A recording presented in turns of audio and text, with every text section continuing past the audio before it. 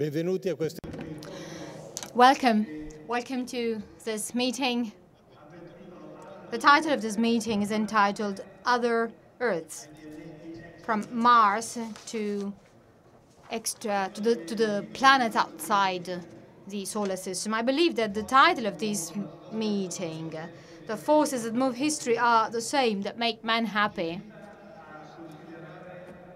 induces us to consider our desire for knowledge and our need to relate to everything that surrounds us. And this has always happened since ancient history. Ever since those times, man has traveled to look for other ways of life, to other forms of life and development,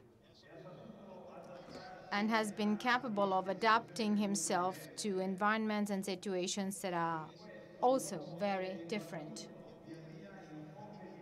And along this journey, man has met new forms of life, sometimes unknown, as well as other human beings. Human beings looking differently from his own. So everywhere, man has found new forms of life and created new forms of life. So the Earth today has basically been explored, thoroughly explored. The maps of the globe today no longer show areas that are unknown. This was the case up to some decades ago. And at the same time, however, our generation is also the generation which, for the first time, is looking towards new territories outside the Earth itself, outside the globe itself. So that's why we wonder why we, and if we may encounter new forms of life in these unknown planets. Of course, we are talking about the other planets of the solar system, in our own solar system, but outside our Earth. Over the last 50 years, interplanetary satellites have shown us very interesting planets.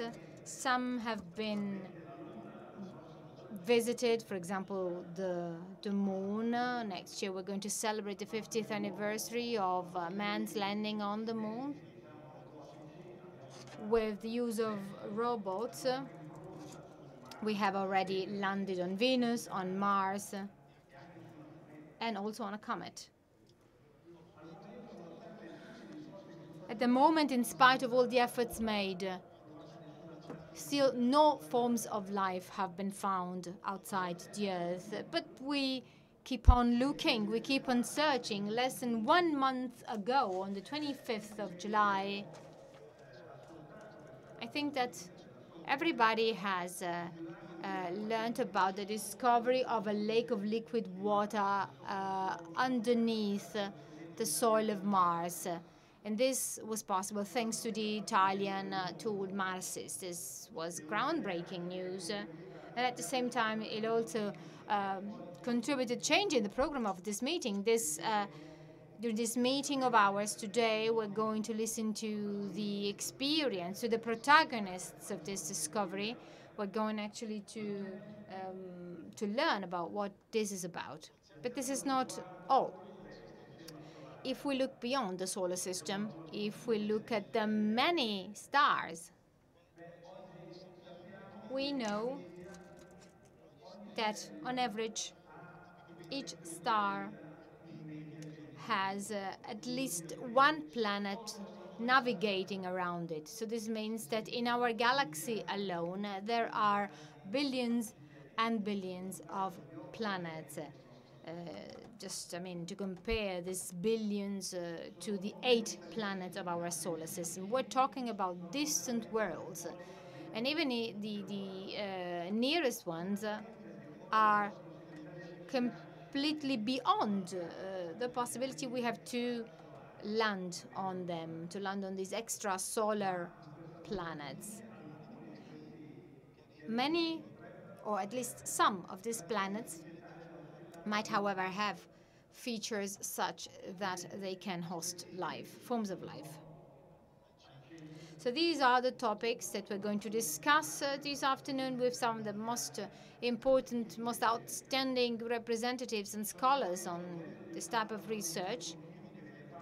And there is, furthermore, a constant investigation of these topics in the exoplanet area of the meeting. This is the result of a group of researchers, of young researchers working on these topics in many international research institutes. Today, at 7 p.m. tomorrow with Enrico, and then on Friday with Roberto.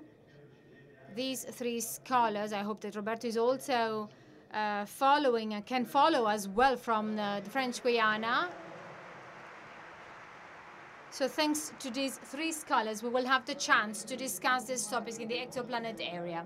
So we will have the chance to continue talking about these issues with them. I would now like to introduce the guests sitting next to me. We have with us Roberto Battiston from Kourou, at the launch base of the European Space Agency from the French Guiana.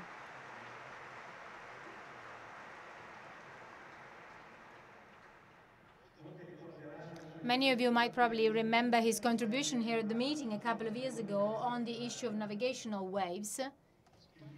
Roberto's area of expertise is in fundamental physics. He carries out experiments with particle accelerators at the CERN and also in the space sector, focusing on astroparticles and cosmic rays. In particular, thanks to his contribution, Italy is now playing a leading role with the use of the IMS tool on the space agency. He studied in La Normale in Pisa, in France. He studied in Perugia, in Trento. And Roberto also gave a great contribution. He gave stimulus to space, to the Italian space technology, and this to a far-reaching extent. In 2012, he founded the Trento Institute for Fundamental Physics and Applications, which focuses on space technology. And since 2014, Roberto Battiston is the president of the Italian Space Agency. This is a great responsibility.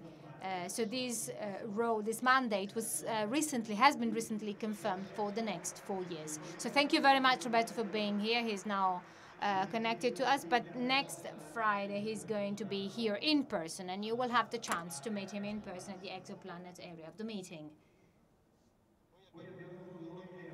We also have Enrico Flamini with us, sitting next to me.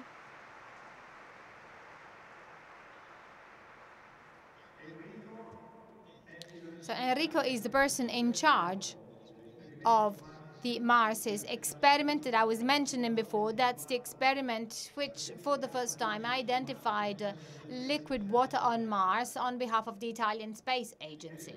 Enrico is a planet expert and astrophysics at the Sapienza University in Rome. He worked at the University of Sussex in the United Kingdom and has held a number of roles of responsibility in the Italian Space Agency as a product assurance, as product manager, and over the last 10 years as a chief scientist. He worked on a number of interplanetary missions, specifically the Cassini-Huygens probe that managed to fly over Saturnus in 2005, and the probe then finally landed on the satellite Titanium.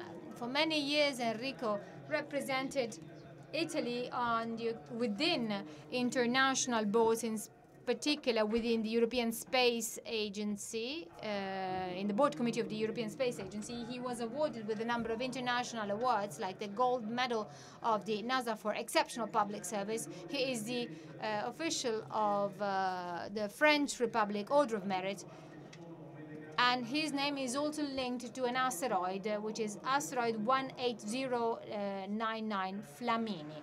So thank you very much for being with us.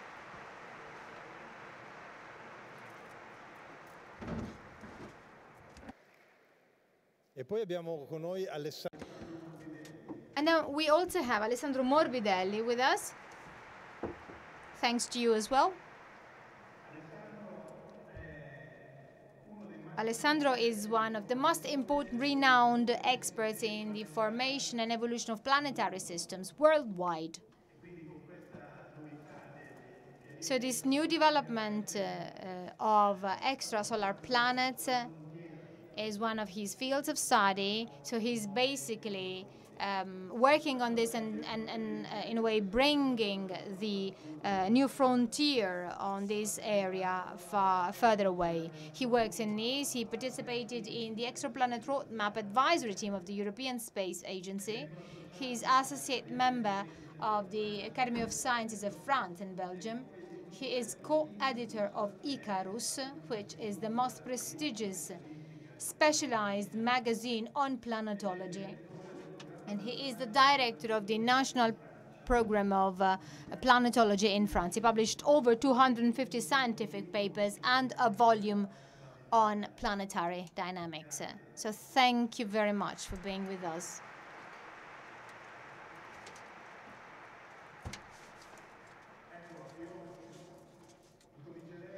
I would now like to start by asking Roberto to start explaining the fundamentals of this very fascinating and new topic. So these new unexplored territories.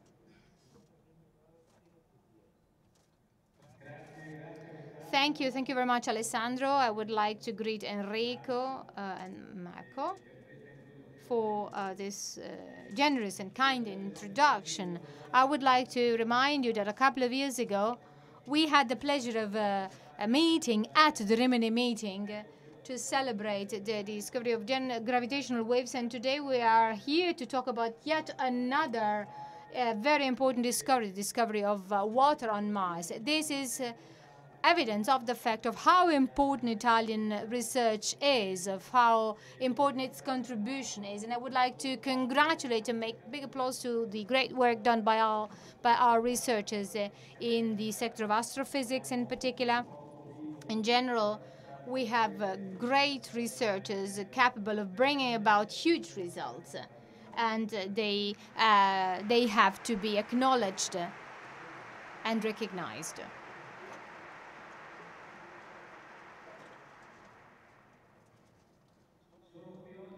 Today, as Marco said, I am here at the European Space Center of Kourou. That's basically the center from which scientific missions of the European Union are launched in orbit, also the ones that see the participation of Italy, as well as commercial missions or missions for several types of users.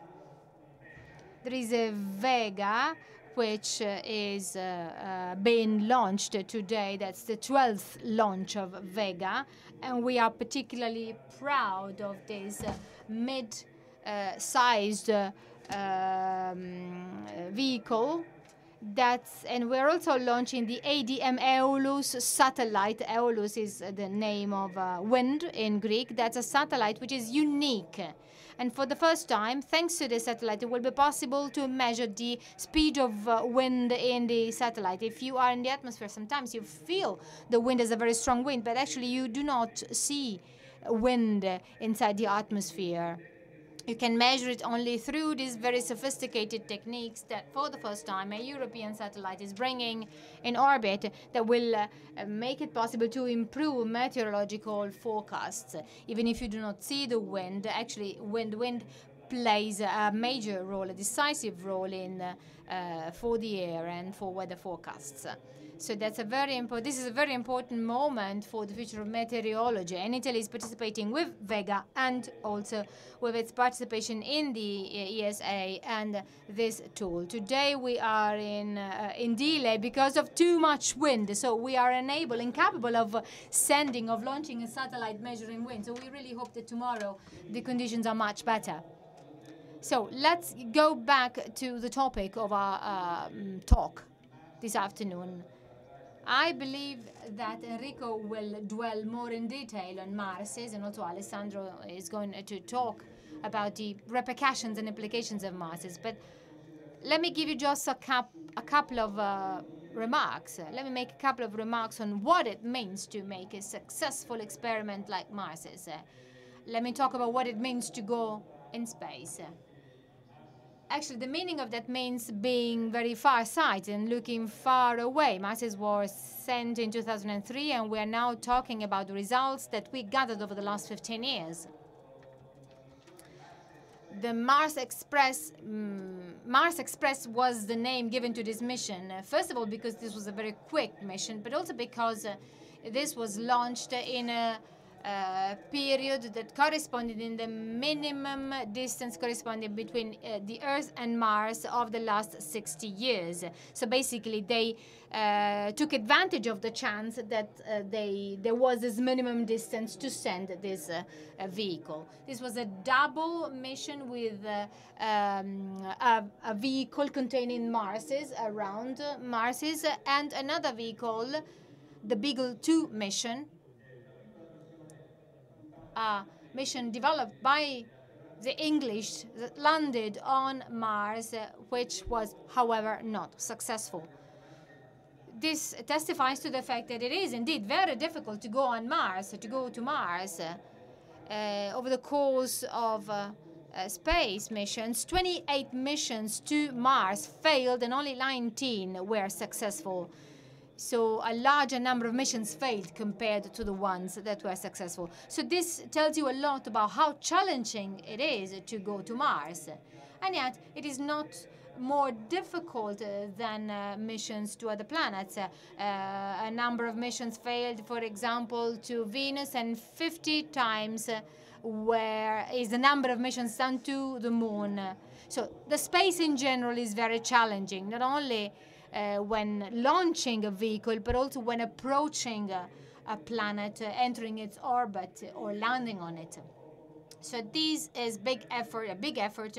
It's a continuous effort that makes the activity of our research is very challenging and very difficult. And furthermore, we also need constant revision. So the idea of having a very peculiar tool like MARSIS in the Mars Express. MARSIS is indeed a double antenna, a double aerial. Each of the two arms are 40 meters long. So just imagine an object which is slightly bigger than an old television, smaller than a car, with an antenna that is longer than 40 meters. So that's really extraordinary, because you have this antenna that was developed under the pressure of the Italian Space Agency. Probably this is something that Flamini will remember. This was developed by Professor Picardi from Sapienza University in Rome, who basically installed his antennas on the vast majority of interplanetary probes, including the Cassini one,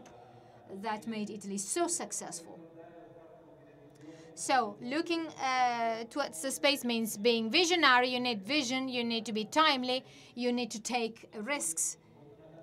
And fortunately, sometimes that means also bringing important results, important successes home, as happened in this case with the discovery of MARSIS. I'm not going to talk about MARSIS as a tool. I'm not going to talk about the discovery itself, because I am sure of the fact that Enrico will dwell a lot on that. But there are a number of considerations I would like to make on the important, extraordinary issue of life. Is there life in the universe, on other planets? There is this extraordinary discovery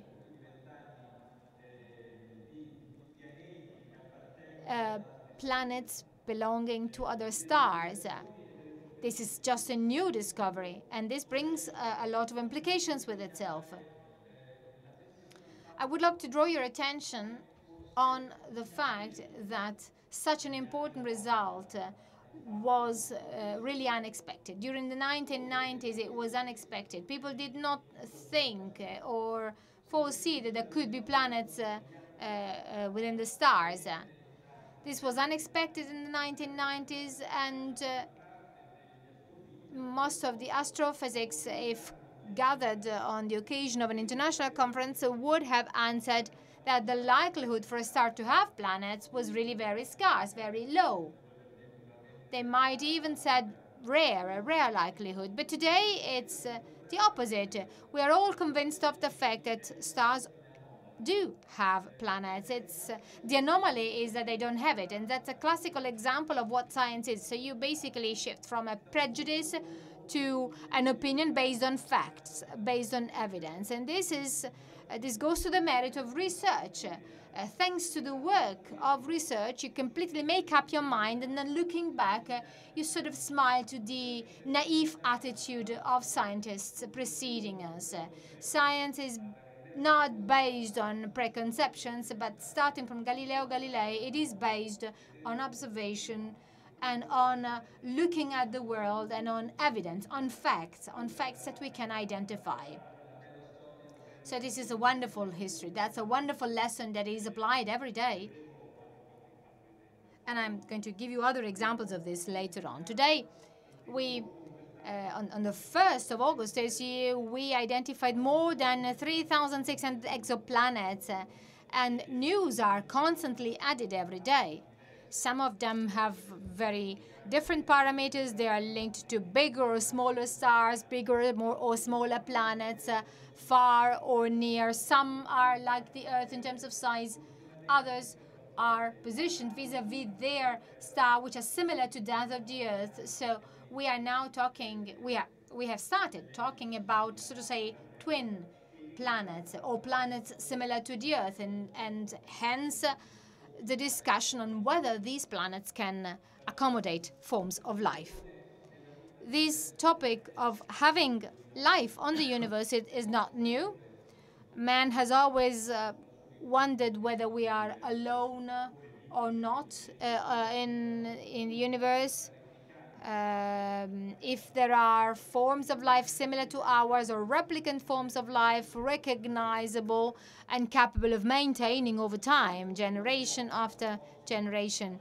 So how do we look at life from other planets? How do we do it today, given the fact that there are billions of planets today? In our galaxy alone, there are about between 100 and 500 billions of stars, and probably at least all stars have at least one planet. There are several hundreds of billions of galaxies. If you multiply that by 2, you get an impressively high number. So the number of planets on which you can assume that life is present is really very high.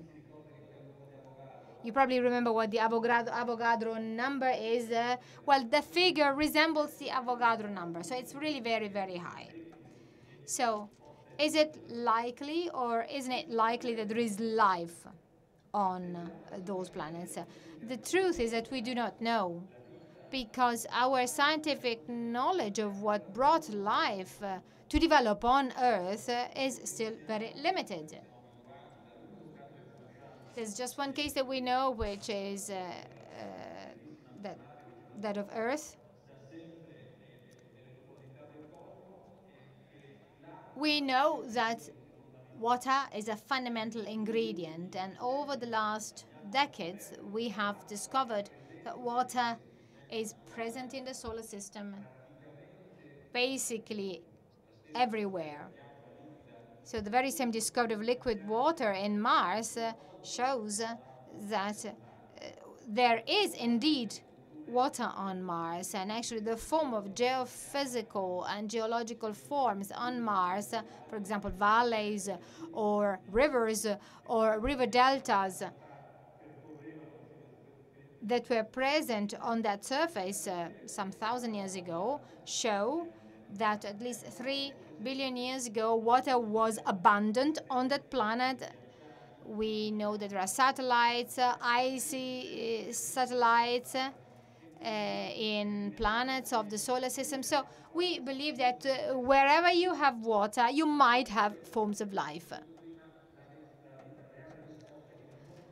But as I said before, we still do not have enough knowledge about this complex, sophisticated mechanism that brought life to develop on Earth.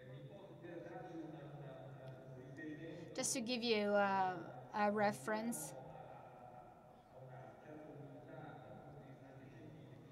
and just to, in a way, bring to talk about the humbleness of science, actually, there was a joke by a mathematician who knew how to predict if and how a horse could win a race. Everybody was curious about this, and actually his reply was, I start from the assumption of a spheric horse. When you do not know, you take the first thing you have as your reference element. That's your starting point, that's your reference point. But actually, from limited starting points, you can only reach limited results. Knowing that there is water is indeed important, but it might not be enough, and there might be other environments or forms of life that are completely unexpected. This is something that I would like to point out, just to point out that we know very, very little about what we're looking for. This, of course, does not mean that research is not important, but it should tell us that actually the way ahead is very long. Over a few decades, many thought about the presence of human life on other planets. Fermi reflected upon this, and at the end of his reasoning, he said, where are these extraterrestrials who didn't reach our planet yet? Because according to his reasoning, the number of possible, let's call them civilizations, could be relevant. And he started his reasoning from some calculations that made him think that the presence of life in the universe is significant, can be significant, but we still have no trace of life in the universe. And then there is Drake, who created an equation with elements of probability calculations according to the number of planets that could have a star, and how high is the probability of a planet to host life. And until some time ago, the parameter of this equation, which is a logic equation rather than a predictive one, were really uncertain. For instance, the quantity of planets that a star can have, the number was close to 0. Now we know this number, and it's a number close to 1. And the question, how many planets can a star have? Well, the answer is a number that goes from 2 to 3. So this equation is actually losing its, taking its shape, but there are still some unknown elements. That is to say, life where there is no water, or an intelligent life that could make it possible to communicate or even the exploration on the part of this form of life of significant parts of the solar system. So this is a great potential, and there is a great interest, but there is still a limited knowledge, so we want to know more. If we think about exploring other planets or other solar systems, and then I will say more about this. Let's remember that a very important effort would be to go on Mars.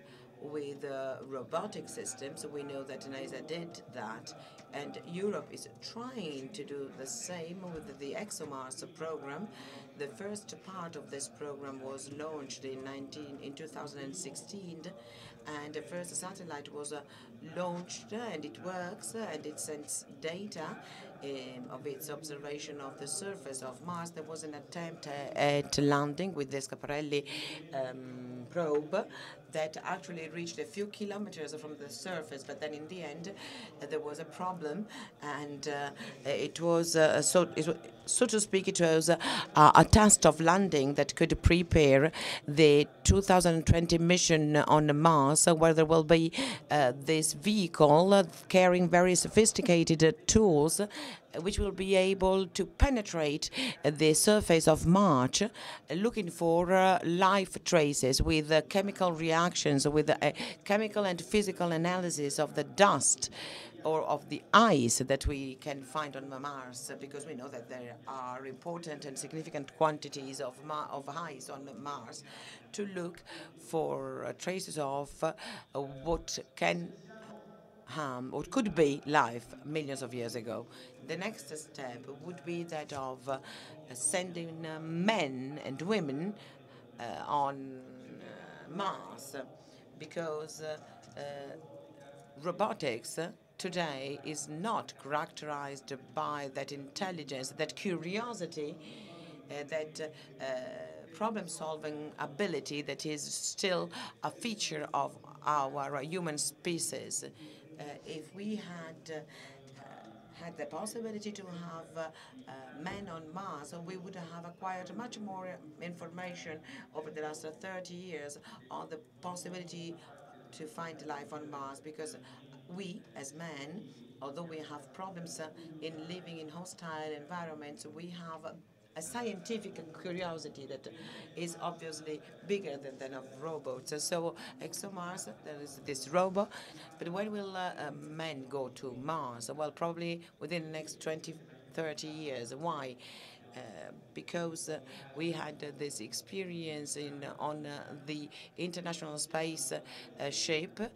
We are planning to go back on the moon, but Mars will come on later. There are anyway a lot of private initiatives, new initiatives. I took part in a conference, a SpaceX conference, the Elon Musk group, whose task is to bring colonies of humans to Mars. Is this realistic? Is this science fiction? Well, after a couple of days at the conference with these young researchers and enthusiasts and engineers who were collecting information and technological incentives from all over the world, I have to say that this is challenging, but it is not impossible. So there is this idea to go to other planets, which starts not from agencies, but from single individuals or private institutions that now aim at exploring and colonize the red planet Mars. This could happen within the next 10 years. We cannot be sure. And then, is it realistic to think that we can even go outside the solar system and explore another star or other stars close to our system? Well, this has to be done quite rapidly. Today, the Voyager, which is the fastest satellite, travels at 60 kilometers per second. So this is actually the fastest satellite in orbit, and it took it 40 years to go out of the bubble of the solar system. So 40 years is a long time, particularly for us astronauts. And this with a speed of 60 kilometers per second. And this is 50,000 times less than light speed. So 50,000 times less. Over the last century, we managed to improve the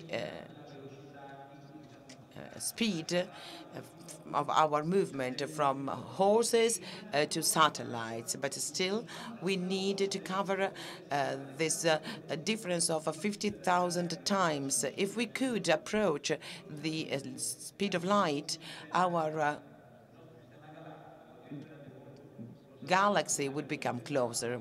We know this is not easy, especially for these macroscopic objects like men and women that could be traveling on a space shuttle. In spite of all these difficulties, there are research and studies based on scientific facts that aim at launching very small nanosatellites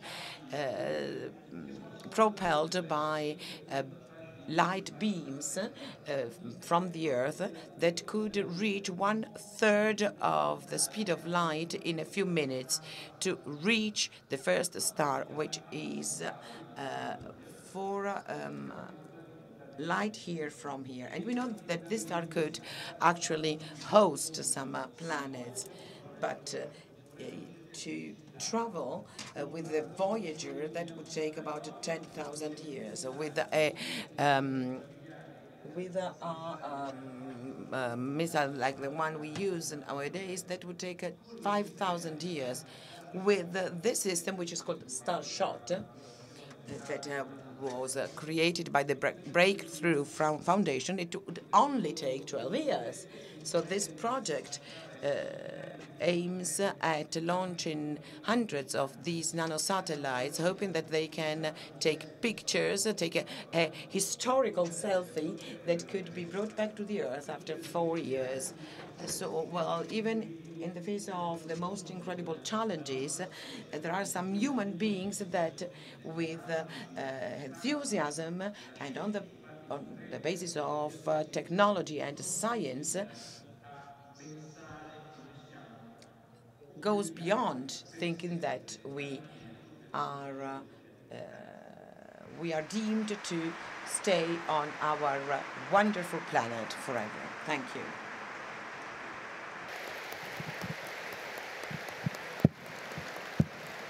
Grazie Roberto. E direi... Thank you, Roberto. And I'd now leave the floor to Enrico, who will talk about his direct experience and this recent research of water in the underground on Mars. Since Roberto has already paved the way to this speech about Mars, so we can now launch my presentation. So, well, this slide shows the page of science, the paper version of science. I must say that I still prefer paper magazines, even though it was published also online on the 25th when we announced this discovery. And this is an article that somehow is the conclusion of a year-long activity, but it is also at the same time the beginning of a new chapter in terms of research studies that can be developed, particularly on Mars, but not only on this planet, with this kind of tools.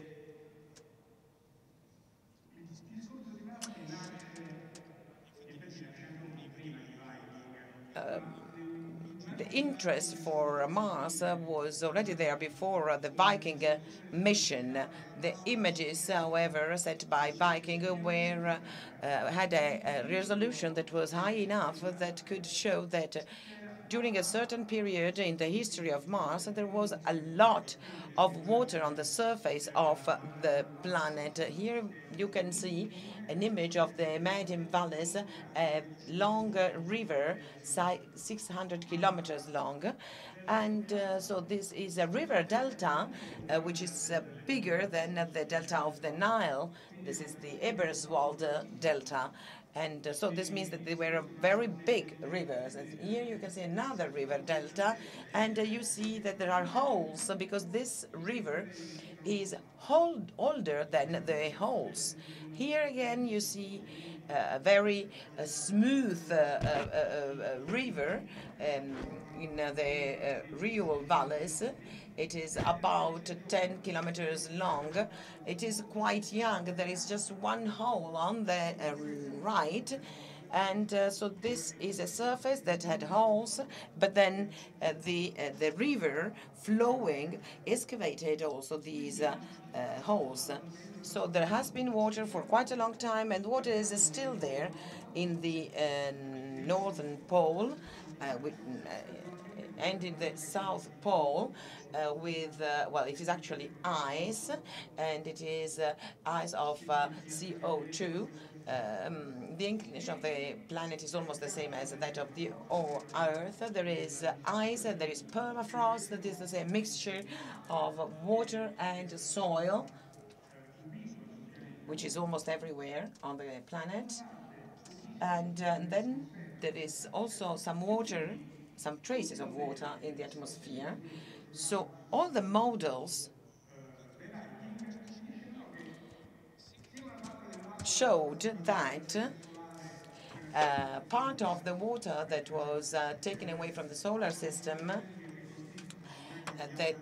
well, hit the water molecule. Hydrogen is light and it is blown away by the solar wind, and oxygen is heavier, so it goes and deposits on the surface. But there must have been also water in the underground, just like on the Earth, which could somehow be there from the very beginning of the life of this planet. So, well, starting from this reasoning, 1996, the ESA decided to organize a low-cost mission using those instruments that had already been developed in Europe for the Russian mission Mars 96, which was never sent into the orbit because there was a problem. To do this quite quickly in order to use that launching window, which is extremely favorable, that is to say, when Mars and the Earth are closer, something that happens. Well, for instance, you can see Mars in these days as a very bright planet because it is one of those periods when Mars is quite close to the Earth, even if it is not as close as in 1996-97. Anyway, there were 4 tools on the Mars 96 mission, and it was proposed to use another tool, which is a very innovative tool, which is MARSIS. MARSIS is a radar, a sounding radar that can penetrate the ground, and it can also measure the Martian ionosphere, because we thought that the ionosphere could be so thick to be comparable to a metal layer. And this Mars Express project was approved during a working group meeting that was held in Cape Canaveral during the launch of the Mars Pathfinder. It was then launched in June 2003. It arrived around Mars at that time, but then we had to wait 1 year for the antenna of MARSIS to open, which is a long arm of about 20 meters each. They weigh about 1 kilo each. And this cannot be tested on the Earth because gravity has its effects. And we can actually test anything before launching because the costs are very high. We cannot afford any failure, or at least we have to limit risks of failure. But with MARSIS antenna, this was not possible. We tested just a part of it. The opening was, well, worked. It was just like a jack in a box. It was, we had these arms which were folded, and when the cover of the box opened, they would spring open. But it wasn't possible to test them on the Earth. There were many simulations, and we found that the antenna could actually bounce and hit the satellite. So we spent 1 year trying to create models and trying to understand what kind of damage this hitting effect would have on the satellite. In the end, we realized that this couldn't actually cause any problem, and then we opened up the antenna, and MARSIS is working since July 2005. MARSIS was an idea by Giovanni Picardi, who was one of the first investigators of the mission, and he was then replaced by Roberto. There is also a deputy PI, an American deputy PI, and then you can see also all the tools and the instruments. So after 15 years from the opening of the antenna, MARSIS is still working, and the ASE continues to support these teams, to work with this team. Anyway, MARSIS was really a new instrument, so there was no experience. We didn't know what its potential was. It had been designed for a certain purpose, so we knew that what its functioning was, but we didn't realize what its potential was, because it depended also on a planet, because we didn't know anything about the magnetic waves of a radar on this planet. So we didn't know exactly what happened. So we tested that, and we realized it can go at a depth of about 4 kilometers in optimal conditions. So it could actually do exactly what we wanted this tool to do. That is to say, look for underground water. A radar produces an electromagnetic signal, and it also takes it back in a way. It's like a sonar, but it uses it on specific frequencies. There are microwave radars, for instance, for imaging purposes.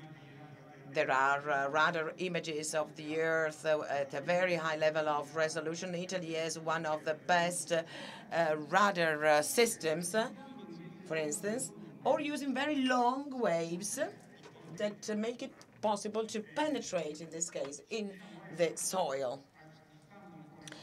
So adjusting a few parameters, you can have a connection with your mobile phone when you are at home, because the frequency comes inside, but you need to have an antenna outside if you wanted to watch TV, because the frequency is higher. So if I choose the right frequency, the lower the frequency, the better is the penetration. I can go deep into the soil, and if we reach water, water can mirror at every frequency. So this was the genius of Giovanni Picardi, that is to say, to create a radar working on a range between 1 and 5 megahertz. Another keyword is the dielectrical constant. That is to say, the higher this constant is, then will be the signal to be transmitted. But And the highest level is that of water, of metal. All the other materials are more or less transparent. Air is transparent. Ice is almost transparent. Arid sand is completely transparent. So from this point of view, the radar sounder is the best tool to look for water in the underground, because the average lack of water and the low temperatures of the are common conditions on Mars. So if there is liquid water in the ground, it would have been identified by a strong underground reflection. So, I'm sorry, it's not a very good animation. Anyway, ice is very transparent, and liquid water is reflecting. So, well, whereas the signal spreads very well in the water, in the air, sorry, it doesn't in the material. So I have to expect a strong reflection if water is there.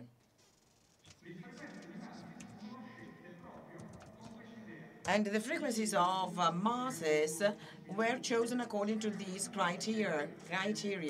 So you can see here the first curve, which is that of water, and the other are those of other elements, basalt, and another material which is a mix of water and soil, and then ice. So this allows me to study basalt rocks that I can find in some cases, so bedrocks. Or I can see if there is some mixed material with water, or if there is liquid water. So in other words, what happens, or what should have happened with this radar, is that the yellow lines are the impulses of the radar. The peaks on the side are the signal. In case of a rocky soil, the reflection is, and the peak is quite small. It gets bigger if there is water mixed with material, and it gets even bigger if there is liquid water. So this is what happens underneath a thick layer of ice. What happened with MARSIS is this. We have these signals. This is the surface. And what we analyzed was the ratio between the surface echo and those echo that you can see here as variations, vertical variations in the signal that correspond to the different dielectrical characteristics of the material. So we had to disconnect, so to speak, this effect from other instrumental effects. If we had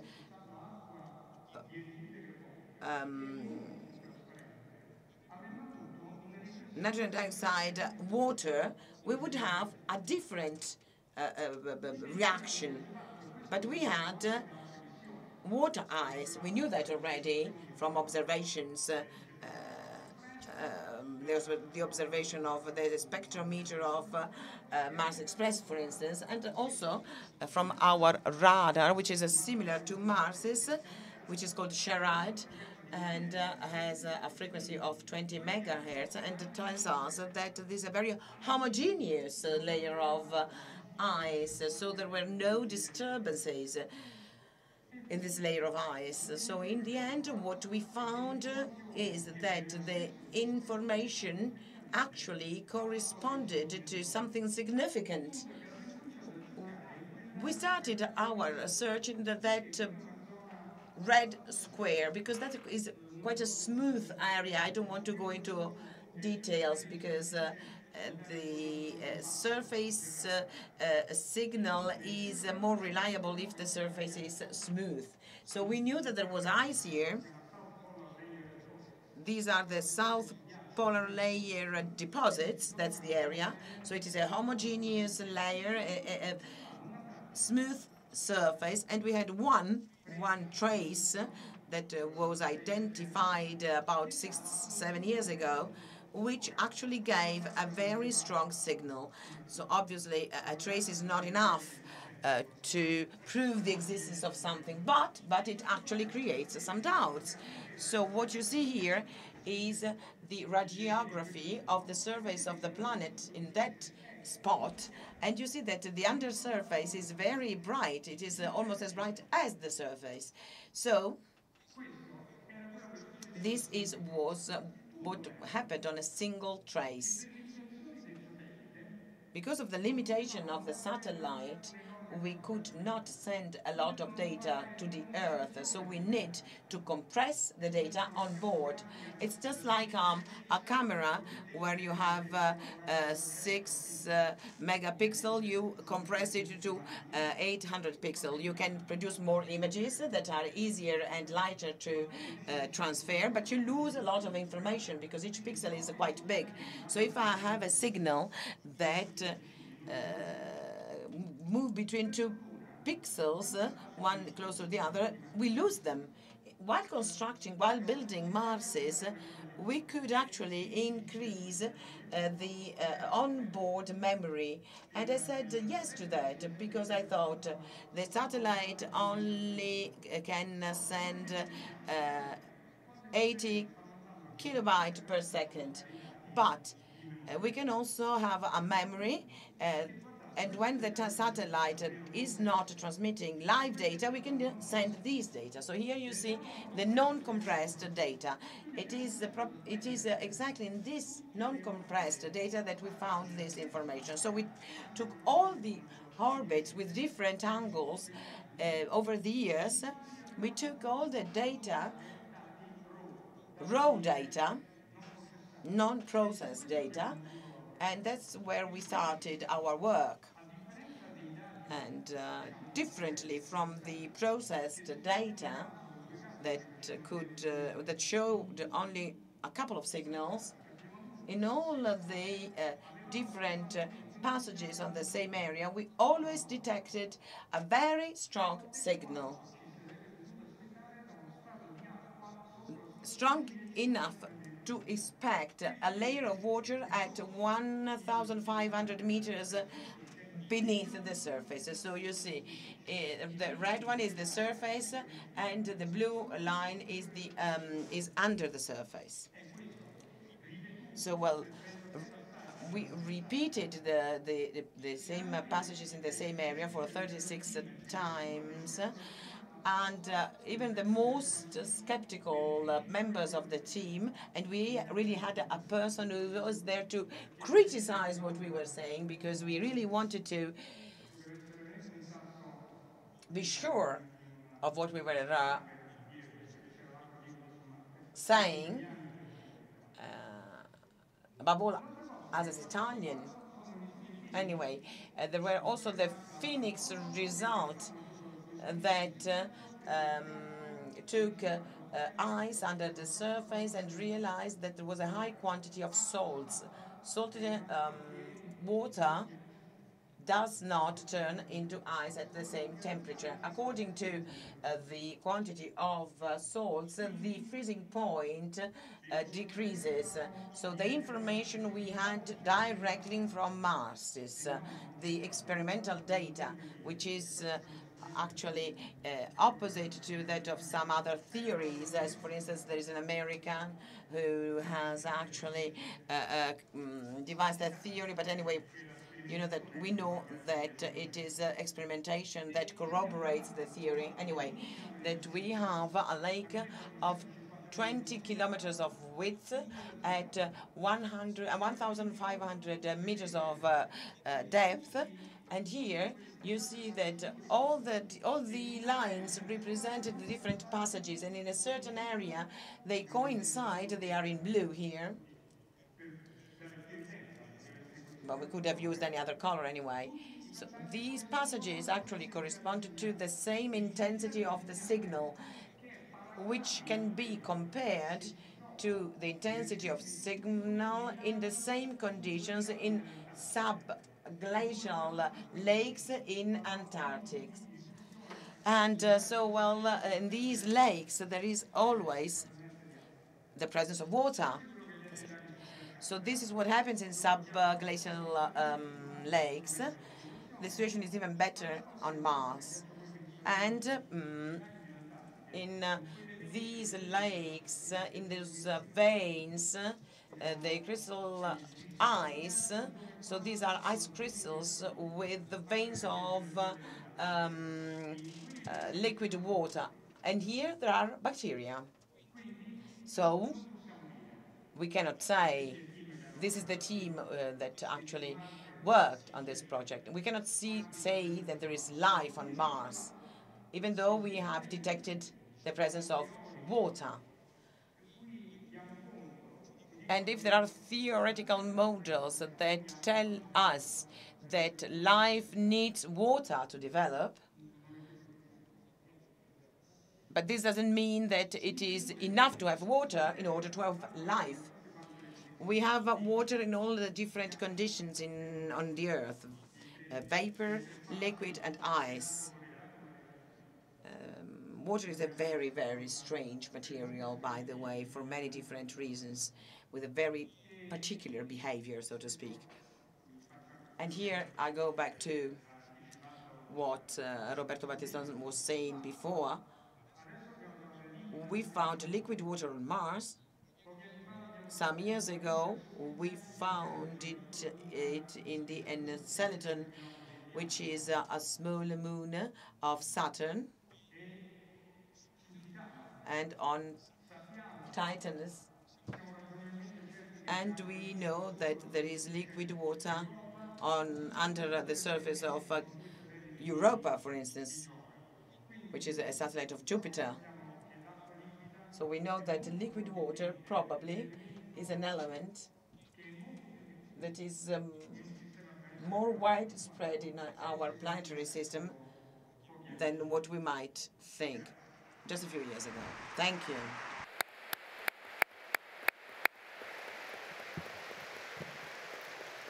Grazie, Enrico. So thank you very much, Enrico. I think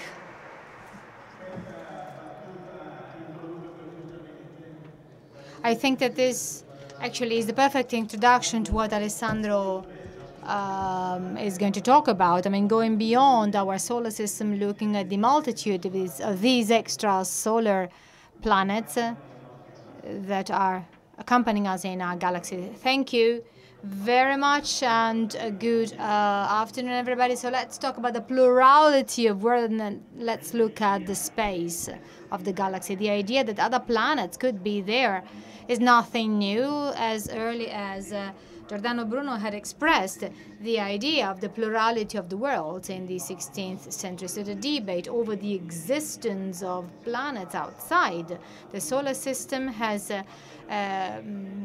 basically entered the realm of science from philosophy in 1995, when Mayor and Michelos, two Swiss researchers in France, discovered the first extrasolar planet, which is basically around the orbit of a star outside the Sun. Around the 55th star of the Pegasus constellation, the two researchers found a planet which has more or less the mass of another planet. So this discovery was astonishing also for scientists, because up to that moment, we had thought that all planetary systems were similar to ours. And our solar system, in our solar system, there are tiny rocky planets, and other big planets are outside. This planet, which is as big as Jupiter, is basically distant towards a star which is only 1/10 of the distance between Mercury and the Sun. So this basically led to assumption that a planetary system can be very different from ours. This image that you see here on my back is not a picture. As well explained on the exhibition on extrasolar systems, which is very well made. Extrasolar systems are not immediately visible. They're very, very small compared to the star. They're very close to their star.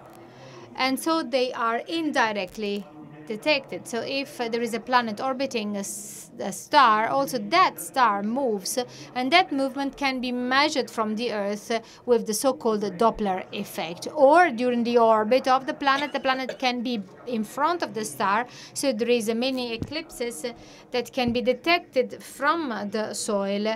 And so in order to understand that there is a small object moving around the sun. The only extrasolar systems that we can see are very exceptional ones. They are very big planets. They are very distant from their star. What you see here is the HR 8799. That's a system composed of 4 giant planets with a mass between 5 and 10 the mass of Jupiter, which are at a distance from their star which is higher than that between uranium and the sun. And what you see in my back is not a simulation, but that's really what you can see from the telescope. That's a sequence of photographs that were taken between 2009 and 2016, showing the 4 planets rotating. And I really get emotional, I really get touched when I see this picture, because I could have never imagined that I could witness an extrasolar system rotating before my eyes. It's really fantastic and extraordinary. The diagram you see is the only Cartesian diagram that I'm showing you, and that shows the census of the extrasolar planets that we know. Today we are aware of about 3,000 extrasolar systems and 400 extrasolar planets. The horizontal axis shows the distance of the planet from its own star in astronomical units, and that's the astronomical unit is the distance between the Earth and the Sun. And the vertical axis shows the mass of the planet in Jupiter masses. So each dot you see, either red or blue, is a planet that we have discovered so far. And actually the color indicates what kind of technique we've used. The drawings show Venus, the Earth, Saturn, and Jupiter to compare the structure of our solar system with the distribution of the extrasolar systems that we've discovered so far. So by looking at this chart, you can see that there are 3 big clusters. You have the so-called warm Jupiters, so basically planets with a mass comparable to that of Jupiter, 51 Peg-B, but very, very close to their own sun. And so actually we can easily imagine that the temperature, their temperature is really very high because of the rays close to the sun. And then there is another group of Jupiters which are far away. They tend to be closer than Jupiter. Their star tends to be in the place of our system. So from 1 to 4, 5 astronomical units distance from this planet to their star. And then we have the super Earths, so to say. I'm going to dwell on this later on. These are planets whose mass is between 1 and 10 times the mass of the Earth, and 1 or 2 smaller than Mercury or Venus. And just a couple of considerations can be made starting from this. First of all, many stars, between 50 and 70 of the stars observed, have planets that do not have any similar planets in our solar system. So we do not have any hot Jupiters, or the super Earths are not present in the solar system. So they're different from the solar system because there are planets, these are stars with planets that do not exist in our solar system. Another consideration that we can make is that with the exception of some Jupiters, planets similar to ours have not yet been discovered. That's a technical consideration because our planets are very small, they're very far away from other stars, so they're very difficult to see. For an extraterrestrial planet with a technology similar to our, looking at the sun from the distance, the only planet that can be detected with with available technology is Jupiter. So from an observation point of view, if we were to say how typical our solar system is, Actually, the only question we can answer scientifically is actually how typical the couple Sun-Jupiter is, because all the other planets are not detectable. So let's try and answer this question. How typical, to what extent is the couple Jupiter-Sun typical? At a distance of 30 light years from us, there are 414 stars, and stars are classified in several types, and this depends on the mass of for example, the Sun is a G star. Only 10% of the stars in the galaxy is a G type, while the remaining 90% is different from the Sun. Then looking at the discoveries done from the system, we can see that only 10% of the stars has a planet with a mass similar to that of Jupiter. When looking at these Jupiters outside the solar system, we can also see that their orbit is very strange. It's very, very different from that of Jupiter. And you can see them depicted here. They are in yellow. So they're either very, very small, similar to those, to the orbit of the Earth, or very elliptical in shape, while Jupiter has a circular orbit which is very far away from the Sun. All the other planets with a mass similar to that of Jupiter, out of these planets, only 10% has an orbit that is similar to that of Jupiter. So when drawing the conclusions from this, we can say the following: only 10% of the stars are similar to the Sun, only 10% of the stars has a planet with a mass similar to that of Jupiter, only 10% of the planets with a mass similar to that of Jupiter has an orbit like that of Jupiter, and only half of the stars do not have the super Earth like the solar system. So if you make the sum out of that, you can see that the couple Sun-Jupiter exists in only 0.05% of the cases. So there's just one star out of 2,000 with a planet like Jupiter makes up for a couple Sun-Jupiter. But of course, the solar system is much more complicated than the couples Jupiter-Sun, because there are other planets like the Earth or Venus or Saturnus. So the likelihood for a solar system similar to ours exists in the planet is inferior to 1 out of 2,000. So this data is scientific data. It's no speculation. This is some kind of a Copernican counter-revolution. With the Copernican revolution, we understood that the Earth is not at the center of the universe. It's just a planet rotating around the Sun, and the Sun is not the center of the universe, but it is just a star in a galaxy. With the discovery of extrasolar systems, we found out that the solar system is not so trivial, is not so banal. It is rather some kind of it is part of an ethnic minority within the many systems present in the galaxy. As has often been said, there is a very large number of stars in the galaxy. It is estimated that there are about some 100 billions of stars in the galaxy, about 1/4 of the Italian public debt in euros, just to give you an idea, just to make a comparison. That's the so-called galactical debt. So even the pair Sun-Jupiter, if that exists in just 0.05% of the cases, we expect that there are about 250 million pairs Sun-Jupiters, all of which are candidates to be similar to our solar system. And plus, there are lots of billions of stars in the galaxy, so statistically, they're very far away from the other, one from the other.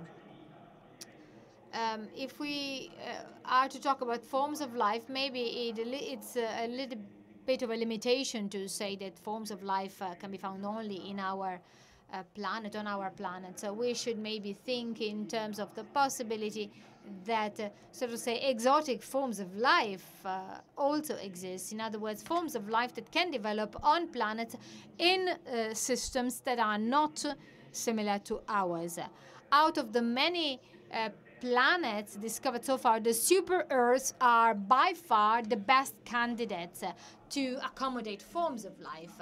I wouldn't say that Jupiter, Mars planets are the best candidates because they are gaseous planets. Their mass is made of gas, so they're very unlikely to accommodate forms of life.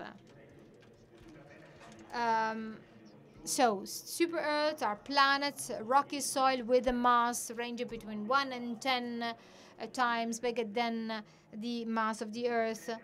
The super Earths are part of systems of super Earths. So when you have a super Earth, you normally have many of them, unlike the giant ones. So when you have a giant planet around the Earth, that's normally alone. So here in my back, you see the system of an extrasolar system with 6 super Earths. You see the orbits of the planets in scale compared to the orbit of Mercury and the orbit of Venus. So we're talking about co-planar orbits, circular ones, to a certain extent similar to ours, but rather smaller. They are inside the orbit of Mercury or Venus. So if the orbit is small and the planet is closer to the star, that might be a problem, because if the star is very shiny, the temperature on the planet can be very, very high, and forms of life are very much unlikely to develop. In order for life to develop, you need liquid water, and to have liquid water on the surface, temperature must be moderate temperature. If a planet is too close to the star, the temperature is very high, so the water evaporates in forms of steam, and so you cannot have life developing. If the planet is too far away from the star, temperature is too low, the water freezes, and so in order to have forms of life, you have to be at an intermediate position, and that's the, so to say, habitable area. The area that can be inhabited. But that's in general terms an intermediate area. And the distance between this area and the star depends on the brightness of the star.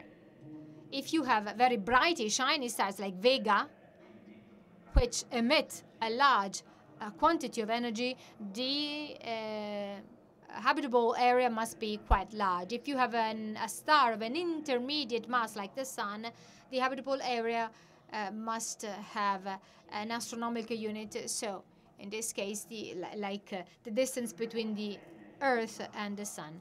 But if you take stars which are smaller, more reddish, as the chart shows, the habitable area is much closer to the star because there is less heat produced. So the super Earths are,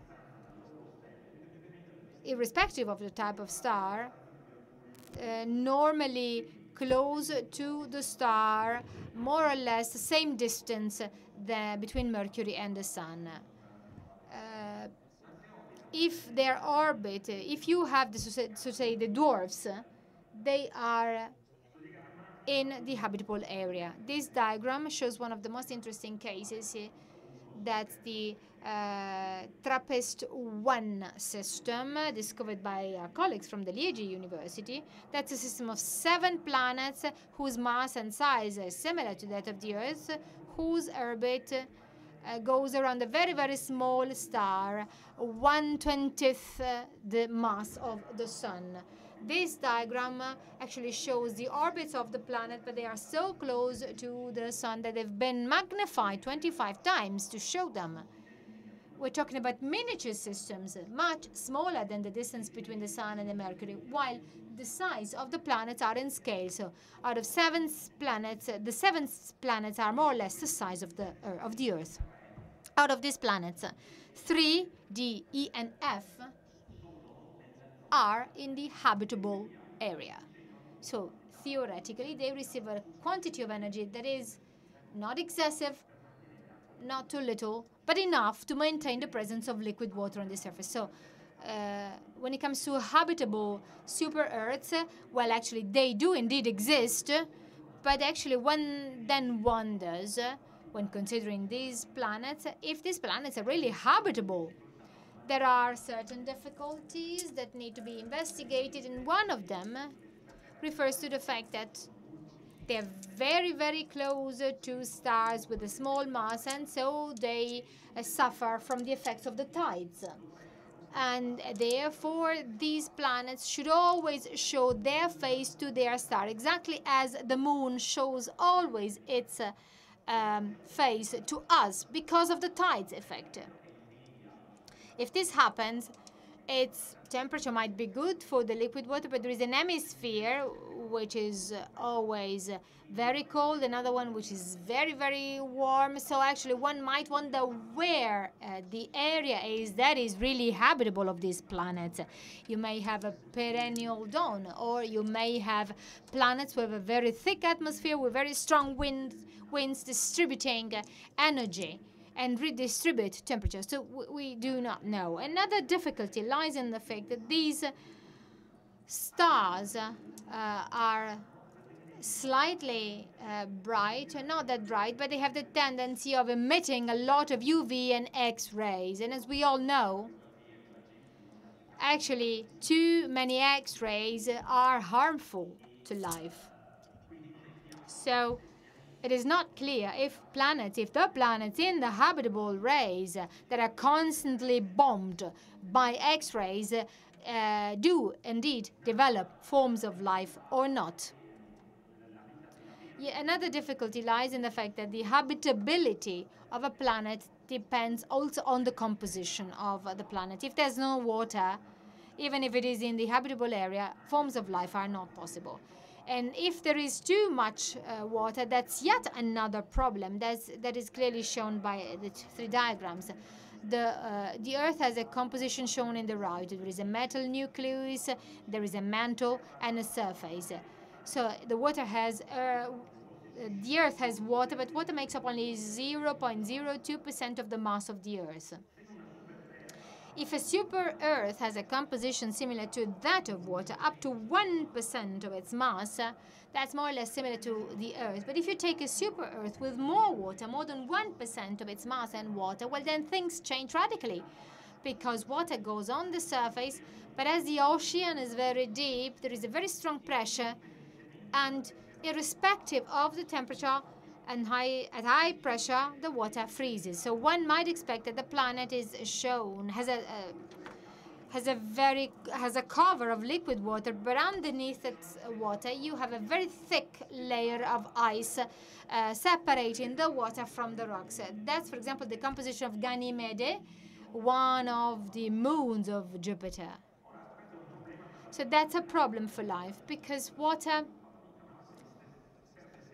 per se is sterile, and to develop life that needs to be contaminated with nutrients, with mineral salts, with phosphorus, and they come from the erosion of the ocean, from the erosion of the bed of the ocean and the continental shelves from the ocean. If there is a layer of ice separating the mantle from the ice, you cannot have this kind of erosion, and so water remains sterile, and that yet can be a problem to the development of water, because the only mineral elements in the water might be brought by the meteorites. A third element of difficulty might be linked to the nature of atmosphere and the speed with which these planets have been formed. There are good reasons to think that super-Earths are formed very, very rapidly. And if planets are formed rapidly, then they capture hydrogen and helium, so they have a structure similar to that of Neptune. There is a mantle and a nucleus, and an extensive atmosphere of helium and hydrogen. That might be a problem, because it is impossible to produce oxygen if there are cyanobacteria producing oxygen that is freed in the atmosphere, it's combined with the hydrogen, and that is also a problem. Not all forms of life need oxygen to prosperate, but actually on the Earth, the most evolved forms of life use oxygen. So if super Earths have this atmosphere of hydrogen, that can be a limitation. We know that many super Earths have an atmosphere of hydrogen. If I can have yet another minute, I would like to spend a couple of words on the diversity of these planetary systems. We have seen that the solar system is not typical, and so one should wonder why there is such a diversity. The processes of physics are expected to be universal, and so one would expect that they lead to universal principles. So well before the discovery of solar systems, one could expect that near the star, we would expect that the temperature of the disk would lead to the creation of very, very small planets, and far away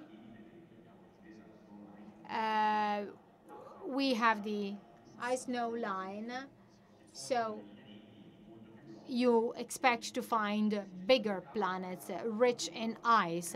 So we actually expected this structure of the solar system to be universal, but that is not the case.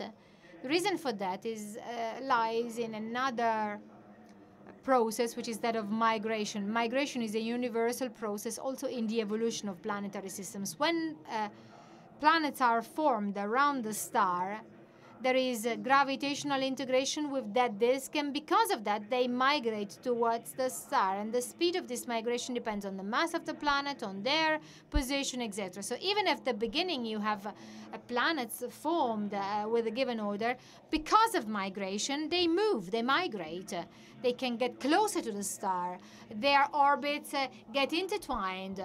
There can be clashes between the orbits. So migration is the process that destroys this primordial order and introduces a temporary phase of evolution which is called chaotic, which is defined chaotic in mathematics. That's very, very different from the small values or parameters or conditions of the system. This chaotic evolution eventually leads to a great diversity of final systems, including also the structure of the solar system. But we need certain events, very little likely to take place, which, however, explain why the solar system does not make up only 0.05% of the cases. So a couple of take-home messages. We should say that given the current evidence, we can say that all the stars are accompanied by planets. We also know, however, that the solar system is not a typical planetary system. It is a rather atypical one. It makes up maximum 0.05% of the cases, probably even less. Then the super-Earths are planets which are very typical. About half of the stars do have super-Earths, and they're to be found everywhere. The super-Earths with the orbiting the smaller stars can be habitable, and there is one next to us. The Proxima Centauri is a dwarf star, and it has a super-Earth that is habitable, and we expect actually to visit it with a small probe propelled there with laser beams. It is not clear if these planets that are habitable planets are actually habitable planets or not. We will probably learn more about that with future tools to be developed that will make it possible for us to probe the characteristics of the atmosphere. They are the James Webb Space Telescope, to be launched in 2021, and the Ariel satellite of the European Space Agency that was conceived by Giovanna Tinetti, an Italian scientist, professor in London. Furthermore, all of this concerns the habitability of planets. But there's one last thing to point out. Passing from chemistry to living, to forms of living, is very little understood. But I know very, very little about that. But that will be the topic of the meeting that we will have next Thursday. And I would like to participate. I would like to invite you all to participate. That will be a very interesting topic. In the light of these elements, it is legitimate to say that there are indeed forms of life in the universe, but it's very likely that life is also rare. Thank you very much.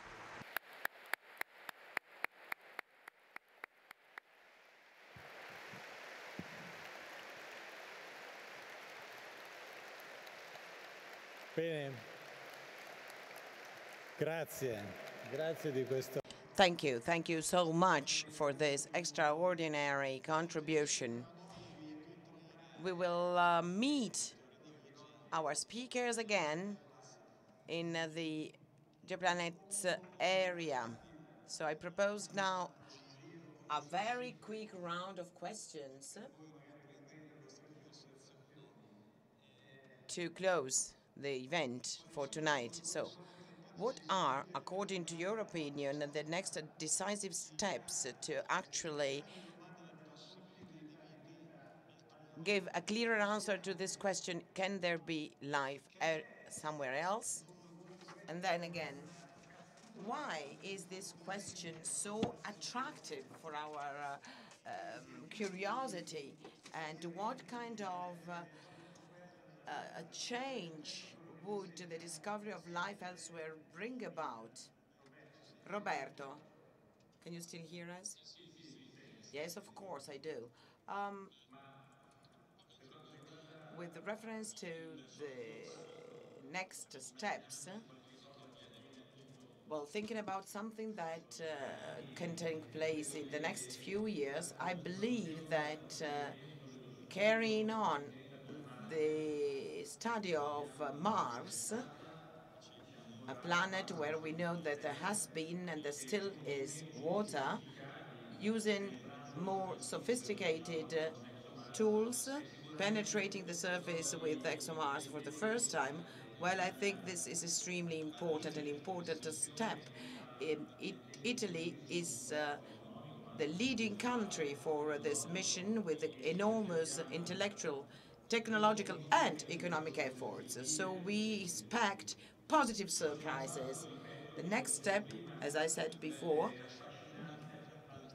would be, well, really fascinating to have the possibility to send men on Mars, because the pace at which we could make new discoveries would speed up enormously. So we could really make very important discoveries.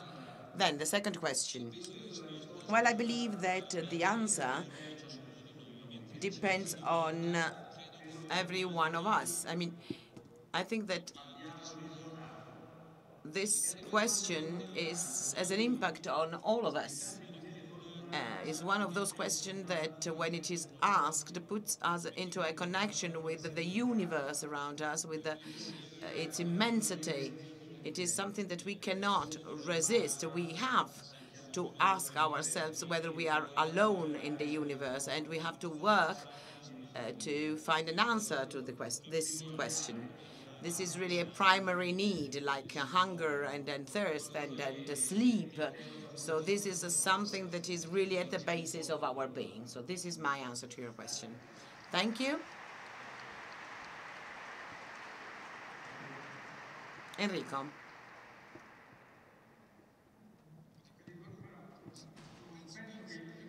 Well, if we talk about the next steps, we will have to continue working on the studies on Mars. But the surface of Mars is equal to the surface of all the continents of the Earth as a whole. So it's a big planet. So, well, this research in a few spots calls for a lot of luck to find some traces. If an alien probe should land in the Atacama Desert, would not find any living being. If it would land here, obviously the result would be different. So as I said, Mars is big, so it is quite difficult to understand where we have to look, so to speak. We need to develop instruments that can analyze bigger surfaces. And then there is also the use of samples on the Earth, because this is not easy if we cannot bring samples back to the Earth where we can use and study them in our laboratories. Another step that would be interesting for us would be to land on Teleton or on Europa to be able to analyze the material or to bring samples of this material to the Earth. And we have already seen that Enceladus, well, the samples from Enceladus could give us an insight of what happens in water that has been in contact with salts for a long time and has been always protected from radiations. Then the second question, well, my answer is this. We cannot, well, we have, as human beings, problems in thinking about ourselves as single individuals living alone. So we are we cannot think that human beings are the only species, so to speak, that is present in the universe. But there is another factor which is extremely important. When I was listening to the presentation given by Alessandro, we are, well, this is a snapshot of the universe, actually, but that flows in time. Starting from the idea that the age of the other planetary systems is the same as ours, so we talk about 9 million years, I'm sorry. So very long time, because we know that also on the Earth, life developed on a very over a long period of time. So, well, what we see now is what it is there at this precise moment. Is that all there is? Alessandro, with reference to extrasolar planets, there will be other instruments like the Space Telescope and Ariel, which will make us I think that we will be able to see whether super Earths are habitable, even though I'm skeptical about that. So the next step would be to discover new planets around stars like the Sun that are similar to our planet, which obviously form very slowly, just like our planet. The reason why we have a nitrogen atmosphere is because the Earth developed quite slowly. The Space Telescope Plato, which you can also see as a model in the Extrasolar Planet exhibition, which will be launched in 2024, will make it possible to detect planets, habitable planets in the extrasolar area. With reference to the second question, well, I think that man, as a curious and intelligent being, has a lot of questions. And the question on the existence of life in the universe is the king of all, is the mother of all questions. Then, well, in my saddest moments, when I look at the worst side of society, I fear that if we would ever find life somewhere else in the universe, the reaction would be, well, so what? I hope I'm wrong. I would really like to see the humanity enthusiast approaching with enthusiasm the discovery of new life, with a great effort to understand the development of this life. Thank you. Well, thank you. We are very grateful to our guests this afternoon who shared with us an extraordinary moment in the knowledge of the universe, in particular with reference to the presence of life in the universe. But we have to acknowledge that we could actually experience this. There are much more questions than answers. And this is very positive in a way. We need to enjoy the question while looking for the answer, because we have to interrogate our reality. We have to, well, in a way we can be worried by these questions, but human reasons opens to reality, to a reality which does not come from us. This makes us free in research, without fear, without bias, in trying to understand what is beyond our horizons, the horizons of what we already have. And I conclude by quoting the words of Pope Francis, which I think are very relevant. He said that at a conference of astrophysicians, because as you know, the Vatican has its own observatory. So there was a conference and the Pope took part, and he said some very interesting things, and I quote, "It is always important to start a research study by admitting that there is a lot we still don't know. On the other hand, we must never think that we know all, but we mustn't fear